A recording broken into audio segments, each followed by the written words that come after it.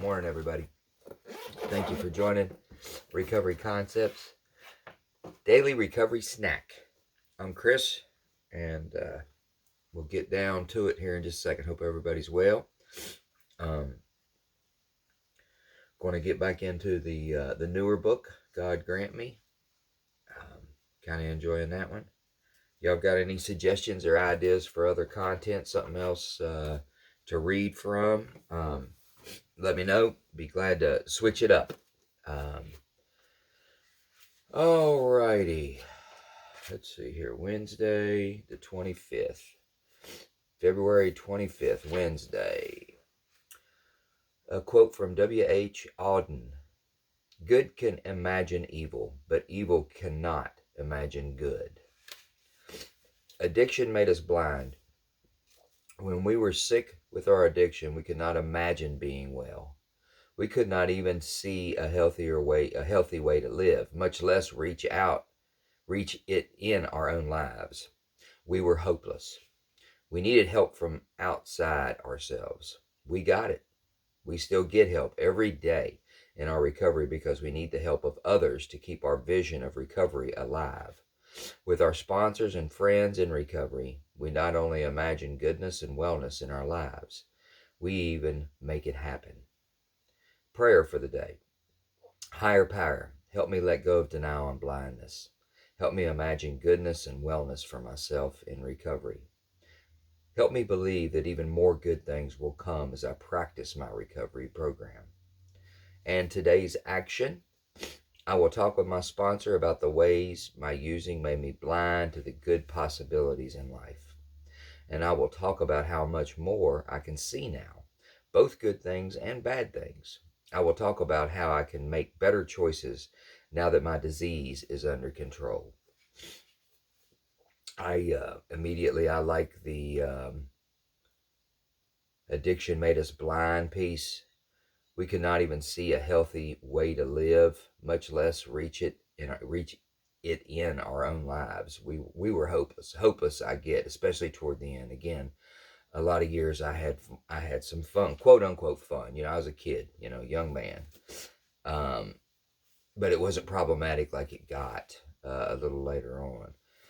But during the time before it became really problematic or whatever, I wasn't seeking a healthy way to live.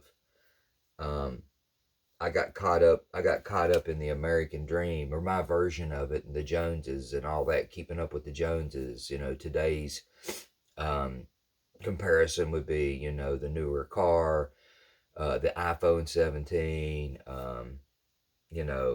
the correct grill for the back porch, Blackstone, everything that is marketed to us. I got caught up in that stuff as signs of success, and it may be financial success, that those things are signs of, but I thought that was winning. I didn't understand that being able to lay down at night and not question many things about how you're living or how you're feeling, being able to reflect on a life that was once lived and now you're living differently. I didn't understand the value in working on myself as opposed to having the appearance from anyone on the outside that I seemed to be doing well. I was more so worried about seeming to be doing well than actually feeling like everything was going well or I was okay.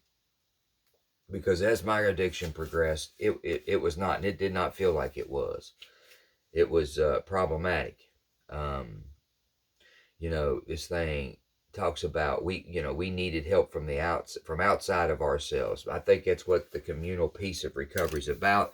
The meetings, the sponsorship, the recovery friends, or the counseling or the group counseling or whatever it is that you do that gets you in an environment with people who have had similar experiences in their lives, have found themselves in similar spots, and are now working to get to other, to similar places that are better than what they've been. I think there's power in the groups.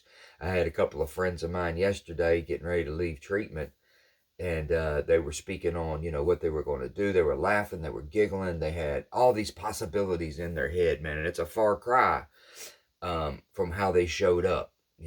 It's amazing what 45 days can do.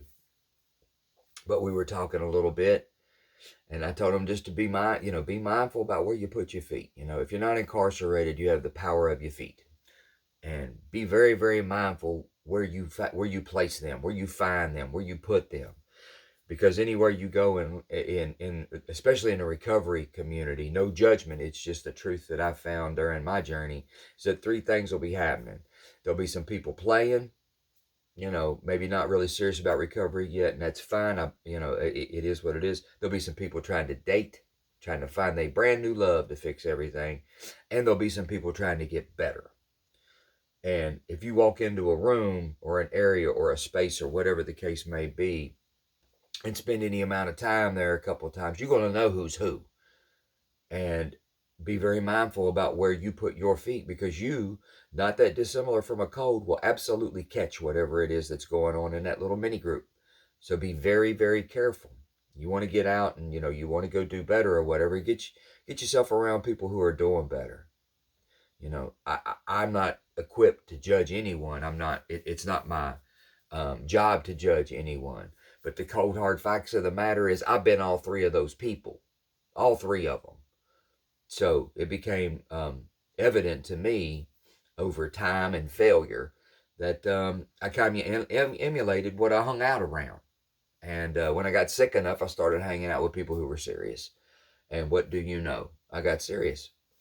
Started getting better. So anyway, please like, share, subscribe. Share is a big one, because people don't know. People don't have crystal balls, man. Maybe there's somebody that is starting a recovery journey or is well established or whatever. It might find some value in what I'm doing. I would appreciate the exposure, but I don't get it wrong. I'm glad you're here. Thank you so much. Looking forward to doing it again tomorrow, Lord willing, if I wake up. So y'all stay safe out there. Have a blessed Tuesday. Take good care, Wednesday. Take good care of yourselves, and look forward to seeing you tomorrow. Take good care. Stay safe. Bye-bye.